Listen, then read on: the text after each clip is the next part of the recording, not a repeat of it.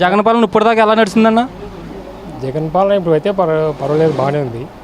మా రేషన్ కార్డులకైతే ఆయన 10 ఎకరాలకు అవతల పెట్టినాడు. 10 ఎకరాలు దాటితే మాది ఇప్పుడు రేషన్ కార్డే మాదే పోయింది. 10 ఎకరాలకు ఒక 10 సెంట్లు ఎక్కువనే రేషన్ కార్డు చేసినాడు. మాకైతే ఏం దాని మీద లేదు. మా గురించి అయితే జగన్ పాలన బాగానే ఉంది. మా కొంతమందికి అయితే ఇబ్బందికరంగా ఉండేదనుకోండి. మాకు బాబులు ఉన్నప్పుడు ఆయన ఇవి క్రాప్ లోన్లో అవి పెట్టినాడు, అవన్నీ మొత్తం పోయినాడు. ఇప్పుడైతే ఆయన 13,500 పెట్టినాడు సంవత్సరానికి. ఇంకా అప్పుడు ₹1,00,000 వరకు పెట్టినాడు. ఇప్పుడు అదైతే లేదు, రుణమాఫీ అనేది లేదు. ఏపీలో జగనన్న పెట్టిన పథకాలన్నీ అమలు చేశాడన్న? కొన్ని అయితే అమలు చేసినాడు అండి. ఇప్పుడు మరి మద్యపానం నిషేధం అన్నది అది అమలు అయిందా లేదా? అమలు కాలేదు. అది మద్యపానం రేట్లు కూడా బాగా పెంచాడు అన్నాడు అన్న, దాని గురించి మీ పెంచినాడు, బాగానే పెంచినాడు.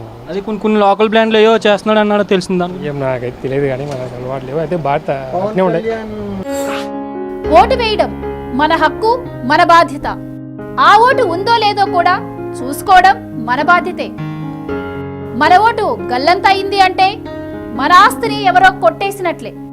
వెంటనే మీ ఓటు ఉందో లేదో ఎక్కడుందో చెక్ చేసుకోండి.